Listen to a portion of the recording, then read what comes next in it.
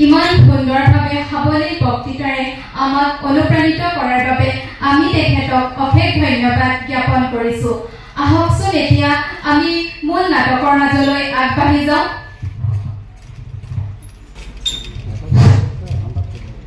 নমস্কাৰ সমূহ দৰ্শকক ৰূপালী নাট্যগোষ্ঠীৰ তৰফৰ পৰা স্বাগতম জনাইছোঁ। এয়া আপোনালোকৰ সন্মুখত হাবিব তানবীৰৰ ৰচিত শৰণ দাস চোৰ অসমীয়া অভিযোজনা ভাগীৰথী আৰু অনুপ হাজৰিকা, নাটৰ পৰিচালনা গৌৰাং বৰা।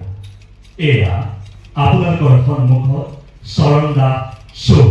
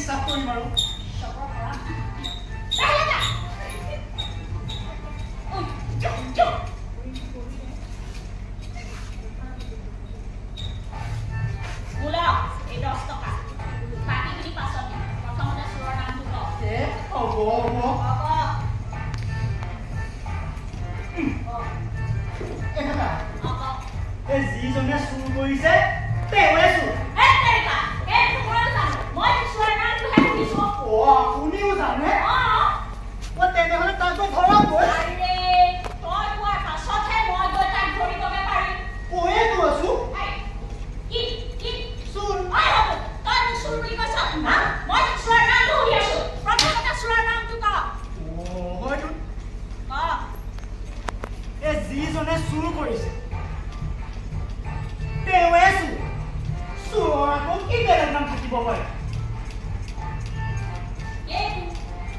যিজনে চুৰ কৰিছে এই চুৰ চুৰৰ আকৌ কি বেলেগ নাম থাকিব পাৰে বাৰু তোৰ নামটো ক এই চহনী চোৰাটো পলালে মানে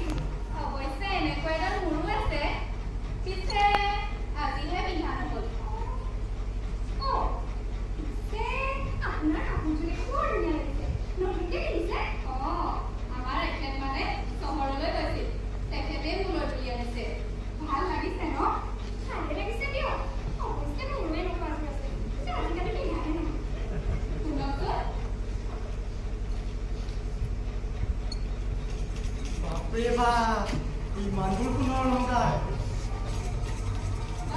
আমি গৈ থাকোঁ বলক সম্পূৰ্ণ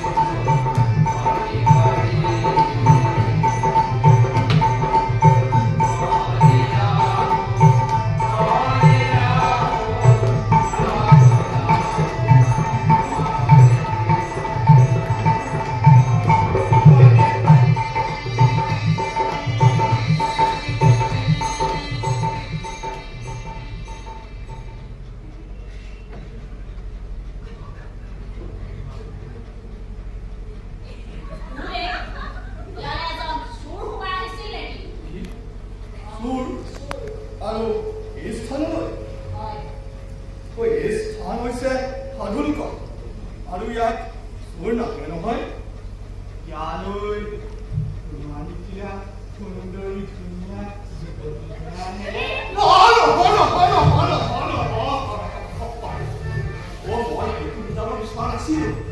এই যে গংগাত অপবিত্ৰ বস্তু কৰিলে পবিত্ৰ হয় তেনেকৈ এই স্থানলৈ অপবিত্ৰ মানুহ আহিলে পবিত্ৰ হয় এয়া চাওকচোন আপুনি এয়া বেয়া কথা নকয় বেয়া কথা নুশুনে আৰু এইটো চাওক এইটো বেয়া বস্তু নাচায় ভালো নাপাইনো এয়া যদি পৰিৱৰ্তন নহয় কি এয়াইতো পৰিৱৰ্তন এয়াই পৰিৱৰ্তন এয়াই পৰিৱৰ্তন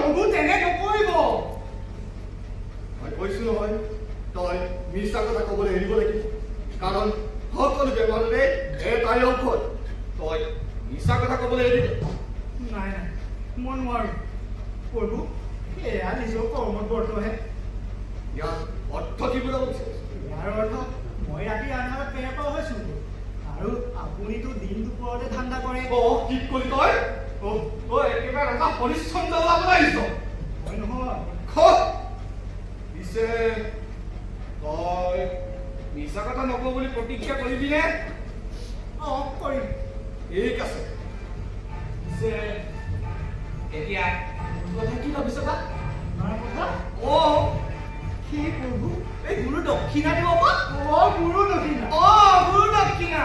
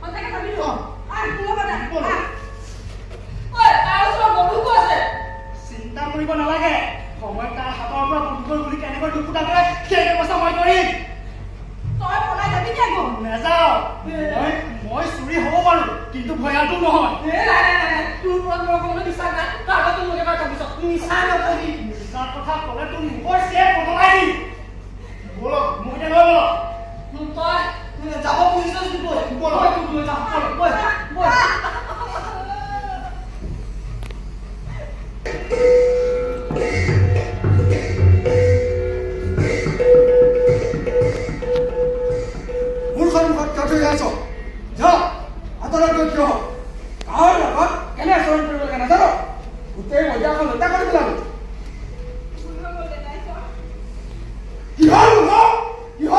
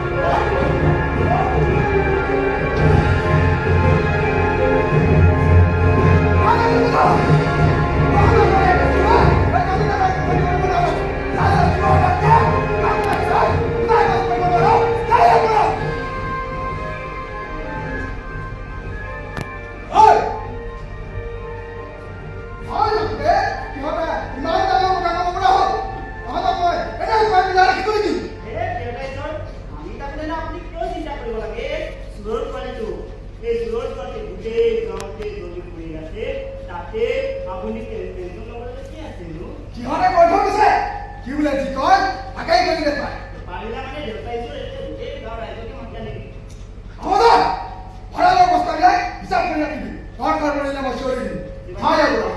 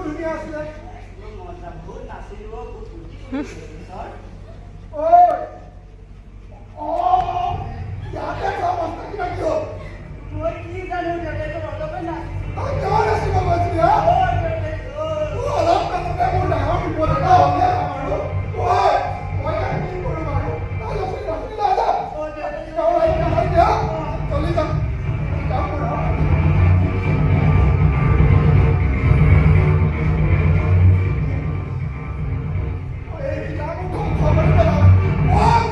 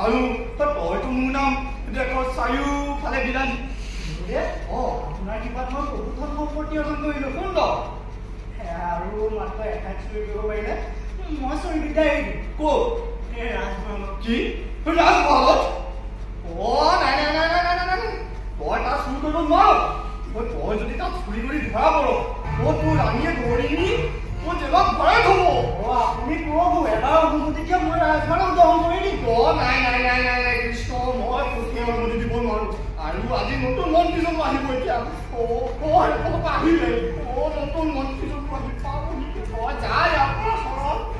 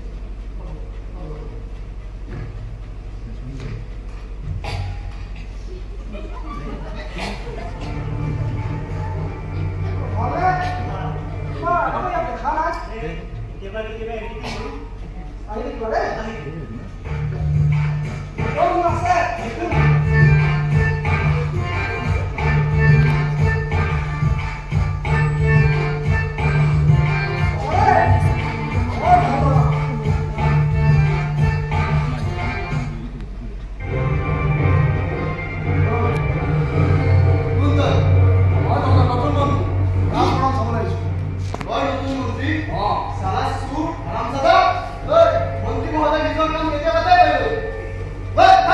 কি মন্ত্ৰী মহোদয় আহি গৈছে তহঁতৰ নতুন মন্ত্ৰী নহয় কি জানে কোনোবা চুৰ আছিল চুৰহে আছিল নেকি মন্ত্ৰী মহোদয়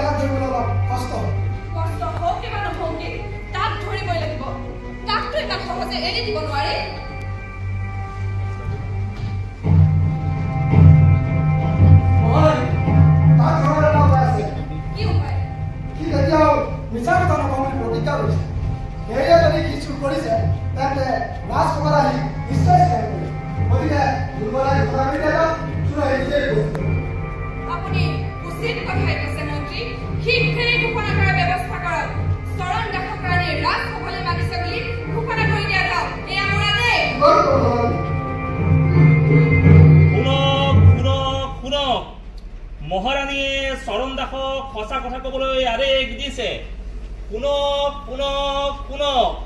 মহাৰাণীয়ে চৰণ দাসক সঁচা কথা ক'বলৈ আদেশ দিছে।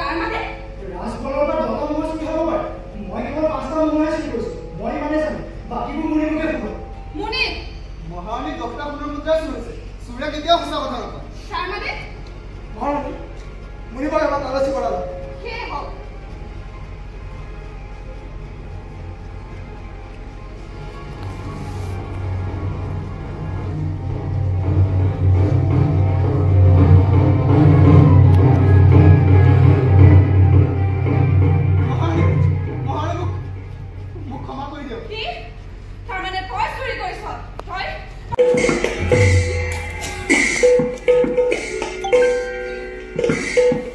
you.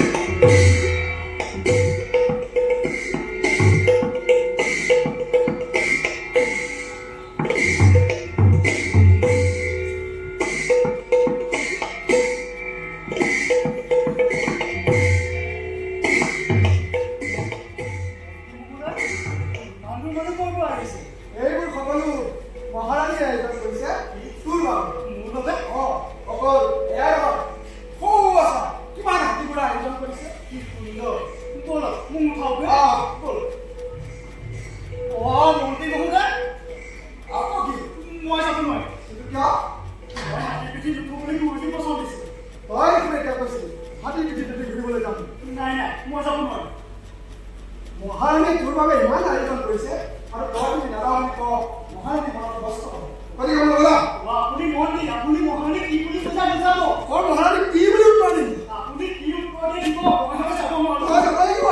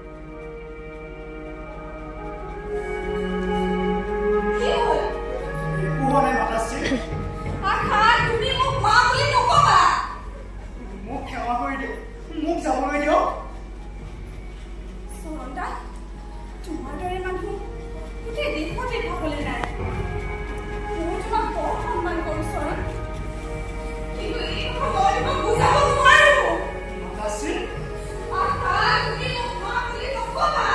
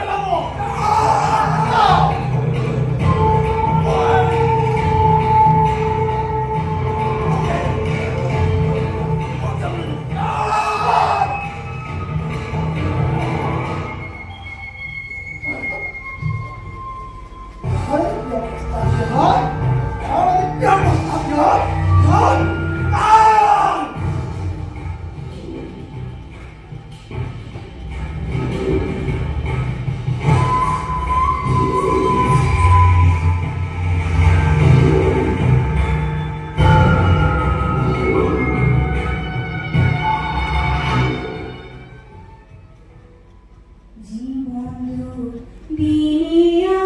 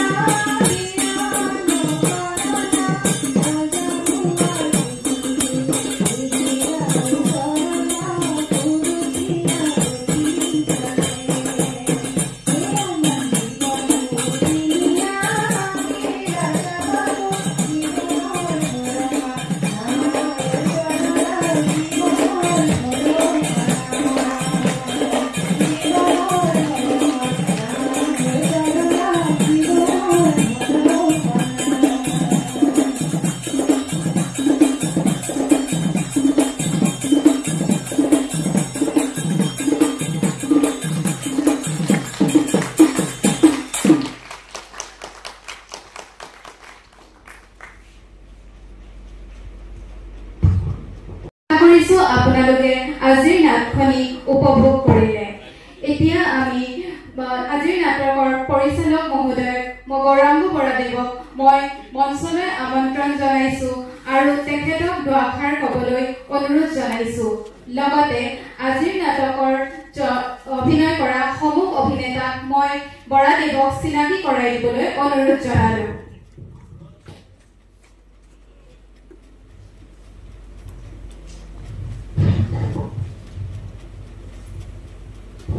নমস্কাৰ, আপোনালোক আটাইলৈকে আমি ধন্যবাদ জ্ঞাপন কৰিছোঁ। আপোনালোকে ইমান সময় আমাৰ নাটখনি উপভোগ কৰিলে। আচলতে আপোনালোকৰ সন্মুখত অভিনয় কৰা এওঁলোক একেবাৰে নতুন। জীৱনত প্ৰথমবাৰৰ বাবে তেওঁলোকে এনেধৰণৰ মঞ্চত অভিনয় কৰিছে। আখৰা মাত্ৰ 15টা দিনৰ। এই 15টা দিনৰ আখৰাত তেওঁলোকে আপোনালোকৰ ওচৰত আজিৰ নাটখনি নিবেদন কৰিলে। খুব কষ্ট কৰিছে তেওঁলোকে, যিমান পাৰে তেওঁলোকে চেষ্টা কৰিছে।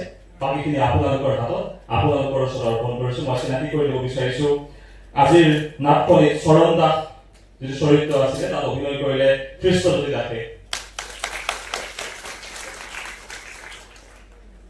ৰাণী চৰিত্ৰত অভিনয় কৰিলে অংকিতা দত্তই। দুটিকৈ চৰিত্ৰত জমিদাৰ আৰু মন্ত্ৰী চৰিত্ৰত অভিনয় কৰিলে সনাতন ৰাজাই। পুলিচত আছিলে ববিতা নাথ।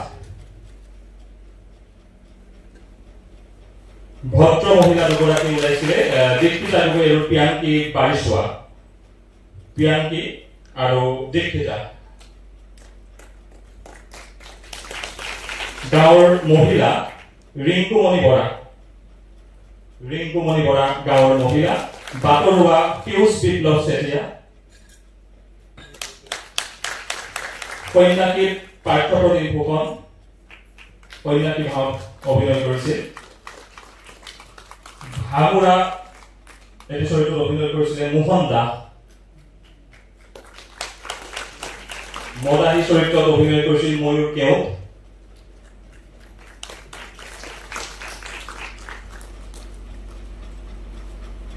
মুনিম যিটো চৰিত্ৰত তাত অভিনয় কৰিছিল সন্দীপ দাস। আৰু জোৱাৰী আৰু লগুৱা চৰিত্ৰত শ্যামন্ত কামান। এওঁলোক একেবাৰে নতুন। জীৱনত নাটকৰ এয়া আৰম্ভণি তেওঁলোকৰ। গতিকে মই আশা কৰিম আপোনালোকে আশীৰ্বাদ দিব, তেওঁলোকে ভৱিষ্যতলৈ গৈ পেলাই আমাৰ এই নাট্য সাহিত্যৰ ধাৰাটো লৈ যায় সমাজখনৰ। আমাৰ মঞ্চৰ আঁৰত আছিলে ৰূপসজ্জাত আছিলে প্ৰকাশ বৰা।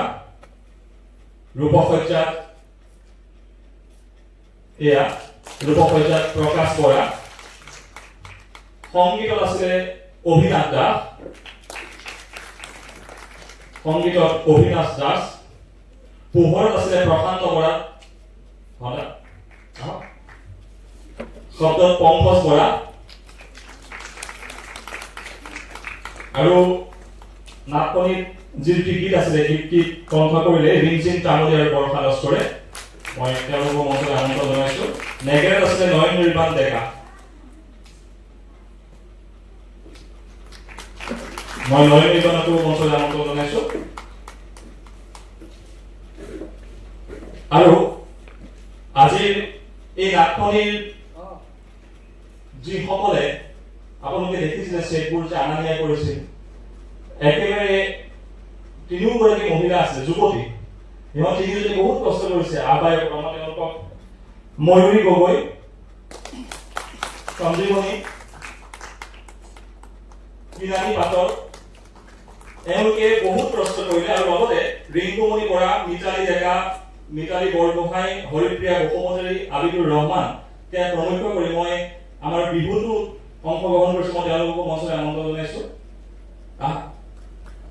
এওঁলোকে বিহুটোত অংশগ্ৰহণ কৰিছিলে আৰু এয়া আটাই বহুত কষ্ট কৰিছে। মই নিজে দেখি আছো। মাত্ৰ 14টা দিনত তেওঁলোকে এই নাটখন উলিয়াইছে। আজি 15 নম্বৰ দিন। গতিকে বহুত কষ্ট কৰিছে তেওঁলোকে, আমি দেখিছো। বিশেষকৈ আপোনালোকে দেখিছে চেলিবোৰ যে দানা অনা কৰিছে, এই সঞ্জীৱনীহঁতে ময়ূৰীহঁতে কৰিছে, ছোৱালীখিনিয়ে কৰি আছে। ইমান কষ্ট কৰিছে। ৰাতি আমি ৰিহাৰ্চেলৰ সময়মতে আহে তেওঁলোকে, খুব কষ্ট কৰিছে। আৰু গোটেই টিমটোৱে মই চকুৰ সন্মুখত দেখি থকা ৰাতি তেওঁলোকে বহুত কষ্ট কৰিছে আৰু তেওঁলোকে যিমানখিনি পাৰে সেইখিনি দিবলৈ কিন্তু আপোনালোকৰ ওচৰত চেষ্টা কৰিছে তাৰ কাৰণে বাকীখিনি আপোনালোকৰ ওচৰত ভাল বেয়া থাকিবই তেওঁলোক নতুন একেবাৰে নবীন নাটকৰ ষ্টেজটোত কোনখিনি ৰখিব সেইখিনিৰ পৰা উইনষ্টনৰ কাষত ৰখিব নে সন্মুখত ৰখিব যিহেতু আমি ৰিহাৰ্চেল কৰিছিলোঁ এনেকুৱা মঞ্চত নহয় এটা ঘৰৰ ৰুমত গতিকে সেই ৰুম আৰু মঞ্চ দুইটা বেলেগ বস্তু গতিকে এই মঞ্চত আহি তেওঁলোকৰ কেউ অসুবিধা হৈছে গতিকে আপোনালোকে এই অজানিতে হৈ যোৱা তেওঁলোকৰ ভুল ত্ৰুটিবোৰ নিজৰ বুলি ক্ষমা কৰিব আৰু তেওঁলোকক উৎসাহিত কৰিব বুলি মই আশা কৰিলোঁ আজিলৈ ইমানতে ধন্যবাদ থকা আপোনালোকৰ ভালপোৱা আৰু বিশ্বাসেই হ'ল আমাৰ অফুৰন্ত প্ৰেৰণা এনে অনুষ্ঠানত পুনৰ লগ পোৱাৰ আশাৰে আজিলৈ ধন্যবাদ আৰু শুভৰাত্ৰি